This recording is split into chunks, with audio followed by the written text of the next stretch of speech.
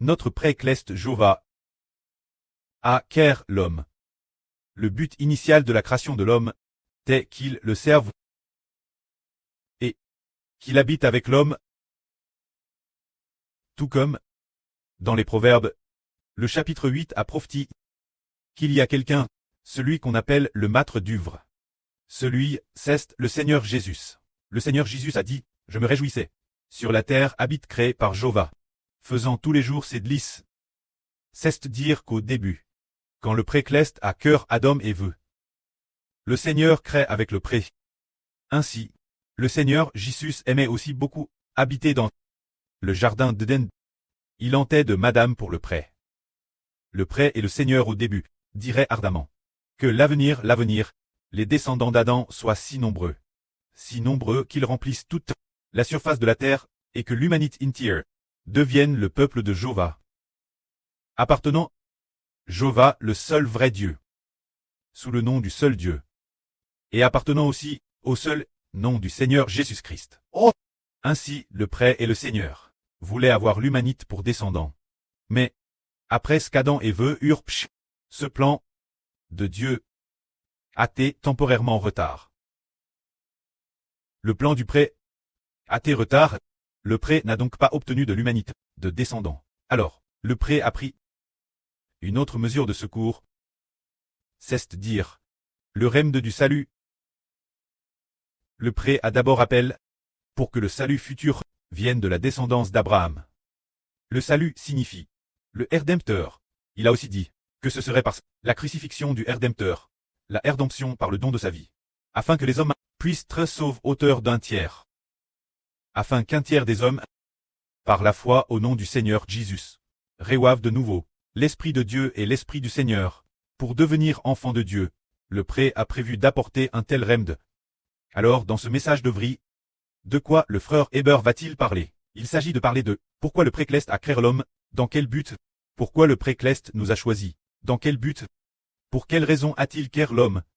Le pré-cleste a créé l'homme. On a, au début, lorsqu'il a créé l'homme, il a dit dominer sur les oiseaux du ciel, les poissons de la mer, le bétail et les animaux de la terre, mais, plus tard, il a de nouveau dit Adam, de laisser Adam cultiver le jardin d'Éden, garder le jardin d'Éden, et le travailler.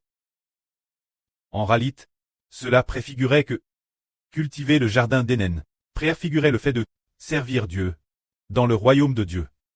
C'est dire que le but de Dieu en créant l'homme est de faire en sorte que l'homme serve Dieu.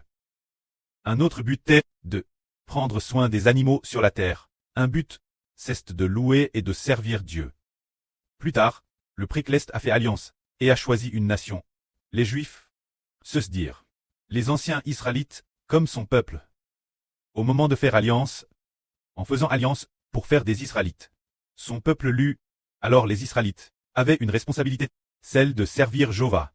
Si le pré-cleste fait alliance pour faire de nous son peuple, est-ce une alliance sans contrepartie? Non. En faisant alliance pour son peuple, il doit être notre Dieu, et nous devons le servir. C'est notre mission et responsabilité. Nous devons servir Jova. C'est notre mission et responsabilité. Quiconque devient le peuple de Jova doit le servir. Alors, comment servir? Notre pré-cleste Jova. Le service dans l'Ancien Testament consistait à offrir des sacrifices sur l'autel d'or. C'était cela le service. Plus tard, après ce trait passe au Nouveau Testament. L'autel d'or, nous avons découvert plus tard que l'autel d'or préfigurait nos prières, offrant la prière comme un sacrifice d'action de grâce. Dieu. C'est dire que dans la prière, nous exprimons notre gratitude Dieu, parce que l'alliance de Dieu est dans notre bouche et dans notre cœur. C'est dire, de faire dire notre bouche par l'alliance. Ta bouche doit me louer, ton cœur et ton esprit doivent m'appartenir, alors, notre bouche doit être utilise pour la louange et la prière. Utilise pour la louange. Et pour la prière, c'est comme brûler sur l'autel d'or. Un parfum de bonne odeur pour Dieu. C'est dire, brûler quel genre de parfum de bonne odeur? C'est d'offrir des prières de remerciement et des prières de louange, notre Dieu Jova. De plus, sur l'autel, il faut offrir des sacrifices Dieu. Offrir des sacrifices sur l'autel symbolise le fait que nous devons utiliser des louanges, des psaumes de louange, des chants de louange, offrir Dieu. Mais, concernant cette chose, au début, quand le Seigneur Christ est descendu sur terre en tant qu'homme, Le Seigneur n'a pas dit explicitement en grand-chose, parce que, ce moment tel, bien que Dieu ait fait crucifier notre Seigneur, les signèrent, pour établir l'alliance. Cependant, après tout, les Israélites spirituels étaient très peu nombreux, pas encore assez, pour former une nation, tout comme Abraham, au tout début. Il n'y avait qu'Abraham, puis, il y a eu Isaac, et aussi Jacob. Puis, quant aux personnes sacrifient Dieu, elles sont peu nombreuses, parce que la population est restreinte. Donc, ceux qui sont offerts en sacrifice Dieu sont aussi peu nombreux. La Bible rapporte que Abraham a fait des sacrifices quelques reprises. Quant au sacrifice le plus célèbre, se dire le sacrifice le plus célèbre, c'est d'offrir Isaac. Le célèbre sacrifice, c'est d'offrir Isaac Dieu. C'est cela le célèbre sacrifice. Mais, nous comprenons que, durant la vie d'Abraham, le contenu des sacrifices TRS limite, TRS peu nombreux. Il est seulement enregistre, bien ça, qu'il avait un autel. Mais, à l'époque de Mose, les sacrifices sont devenus nombreux. Il y avait le sacrifice du matin, le sacrifice du soir, un agneau le matin, un agneau le soir, et le jour du sabbat, il y avait des sacrifices doubles. Le premier jour de chaque mois, encore plus de sacrifices. Et lors des 3 grandes fêtes de l'âne, encore plus de sacrifices. C'est parce que, cette époque, au temps de Mose, les Israélites étaient DJ assez nombreux. Devenus DJ, une grande nation. Les sacrifices sont devenus TRS abondants. Alors, de la même manière, au début, quand le Seigneur Jésus-Christ est venu au monde en tant qu'homme, alors, concernant le fait d'offrir des louanges Dieu et d'offrir des prières Dieu, bien qu'il y en ait, ce n'était pas beaucoup, bien que ces apôtres priaient chaque jour, et qu'ils pouvaient aussi louer également, louer Dieu par des chants. Mais maintenant, la fin des temps, les enfants spirituels d'Israël se sont multipliés, tout comme Israël. Les enfants d'Israël se sont multipliés, alors, nos louanges, nos prières deviennent abondantes. C'est pourquoi nous avions déjà construit le temple, et nous avions déjà composé les louanges, construit 144 000 cantiques. Mais, nous avons constaté que nous devons continuer, sur cette base, le construire encore plus magnifiquement, pour que ces cantiques offrent ce qu'il y a de meilleur Dieu. Ainsi, cette époque, le pré nous a dit, la mi-septembre de l'année dernière. Au début du mois de septembre, le pré a dit ceci. Nous sommes le royaume de la louange. Il a dit que, nous sommes désormais le royaume de la louange. Ah, c'est un royaume. Nous sommes le royaume de la louange. Il a répété, nous sommes le royaume de la louange. Vous devez me louer. Moi, oui, moi. Jaiji accorde la guerre de la louange. Vous tous. Vous devez me louer. Pour trait des rois et des prêtres. Une nation sainte. Le précleste a dit personnellement au frère Eshbert. Je vous ai DJ donne la guerre de la louange, toute intère. Vous devez me louer. Nous sommes un royaume de louange. Plus tard, nous avons enfin compris, oh, Kenralit, ce royaume est un royaume de louange.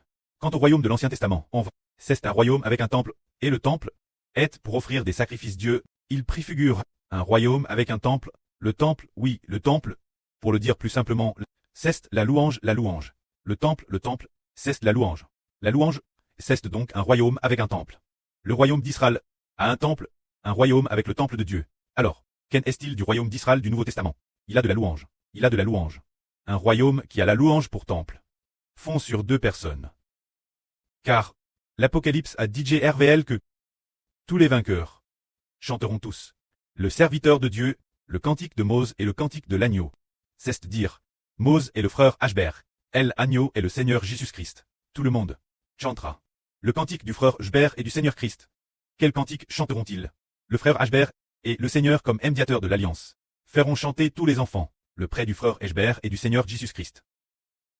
Le frère Ashbert et du Seigneur Jésus-Christ. Le cantique de Papa Jéhovah Dieu. Alors, la fin du monde, il a TRVL. Que le pré a dit RVL son mistre, en disant, nous sommes un royaume de louange. Ce royaume a de la louange, a la louange comme temple. C'est pourquoi nous pouvons dire ceci. Le royaume spirituel d'Israël est bas sur la construction du cantique de Mose et de l'agneau. Comme royaume du temple, il y a la construction du cantique de Mose et de l'agneau comme temple. Comme autel, comme royaume de l'autel d'or, c'est-à-dire le royaume spirituel d'Israël. Alors le précleste a dit nouveau au frère Jbert, construire le royaume de Dieu, c'est construire des cantiques. Et il a dit encore, construire des cantiques de louange. C'est construire le royaume de Dieu.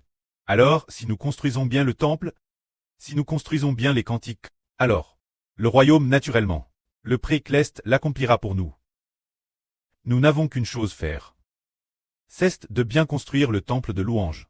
Une fois le temple construit, alors le royaume s'accomplira, car ce royaume a, tout comme le livre du prophète Saé, dit au chapitre 2, dans les derniers jours, la montagne de la maison de Jova sera lève. C'est dire que la montagne du temple de Jova, la montagne est un royaume, la montagne du temple, c'est le royaume de la louange. Le temple, bien et c'est Jésus-Christ qui est le temple. Mais le temple est fait pour la louange. Pour y poser l'arche de l'alliance, tant que nous reconnaissons Jésus et reconnaissons le frère Ashbert, nous devons louer Jova, car le pré-cleste a fait alliance avec le Seigneur, pour que nous obtenions, pour que le pré-cleste travers le Seigneur, et aussi travers le frère Ashbert, obtiennent des enfants de louange, obtiennent des enfants clestes. Alors le frère Ashbert, en parlant de tout cela, c'est soudainement rappelle que l'âne dernier le pré-cleste a dit que les 12 tribus d'Israël devaient toutes servir Jova. Alors, servir Jova. Comment le servir? C'est dire par des prières de reconnaissance, des louanges de reconnaissance offertes Dieu. C'est tout comme ce soir, le frère Ashbert, la fin de la louange, lorsqu'il priait, a dit nos anciennes chansons n'étaient pas très bonnes, parce que c'est comme quelqu'un qui veut cuisiner. Mais les légumes qu'il revoit sont GTS. Ces légumes, ce sont des ingrédients de mauvaise qualité. Donc, Madame Sil a une TRS bonne méthode pour cuisiner ce plat. Les ingrédients EM sont plutôt médiocres. C'est ainsi, ce plat, qui était DJ un peu abdiocre au départ, ne sentira pas bon une fois préparé par le Madame Principe, auparavant. Les chansons composées par les frères et sœurs, bien que les frères et sœurs sachent composer, mais le choix des thèmes pour les chansons, n'était pas TRS approprié. Par conséquent, les chansons composées n'étaient pas TRS bonnes. C'est tout comme la construction du temple. Si nous n'utilisons que des pierres plus ordinaires pour construire le temple, il ne sera pas très beau. Madame, pour construire le temple, il faut utiliser des pierres précieuses et glorieuses. Pour le bâtir, par le Madame Principe, c'est la Madame chose pour nos chansons. D'où devons-nous, et avec quel contenu, les bâtir? Tout comme Salomon, lorsqu'il a construit le temple. C'est David qui, pour Salomon, avait préparé beaucoup d'or et d'argent pour la construction du temple. De plus, David avait également préparé beaucoup de pierres précieuses pour Salomon, afin de servir la construction du temple. Ainsi, pour la construction du temple, la nature des matériaux détermine la qualité du temple. Par le Madame Principe, c'est la Madame chose pour les chansons. Quant aux matériaux prépare, le frère Ashbert en a DJ prépare suffisamment. Ainsi, le frère Heber doit donner cet or et cet argent, ces précieux matériaux, aux frères et sœurs. Ces matériaux, ce sont les textes originaux des chansons. TRS, bien, le contenu des chansons, envoie aux frères et sœurs. Les frères et sœurs, sur cette base, vont bâtir. C'est un peu comme si le frère Heber, tout comme David, donnait le meilleur de cet or et de cet argent. Et puis, remis aux frères et sœurs. Ce sont les artisans. Et les artisans faonnent l'argent pur et l'or pour en faire des vases d'honneur. Il faut absolument de l'argent et de l'or pur pour pouvoir fabriquer des vases d'honneur, n'est-ce pas? L'or et l'argent pur ont été suffisamment préparés RCment. Alors, DS, demain ils seront progressivement envoyés aux frères et sœurs. Les frères et sœurs devront utiliser, par le frère Heber, ces chansons obtenues pour bâtir les chansons correspondantes. Ce moment-tel, les frères et sœurs comprendront tout de suite. Comment bâtir, alors, puisque les 12 tribus d'Israël servent toutes Jova. Ainsi donc, eh bien actuellement, les frères doivent tous composer des chansons. Partant, notre frère Zhang Jiyuan, qui pour l'instant ne peut peut-être pas encore composer. En dehors de lui, les autres frères doivent s'inscrire activement pour composer des chansons. Tous font partie des tribus de la nation d'Israël. Alors, les 12 tribus d'Israël doivent toutes louer Jova et devraient prendre les devants pour bâtir ensemble. Que la gloire soit rendue au prêtre et au Seigneur. Amen.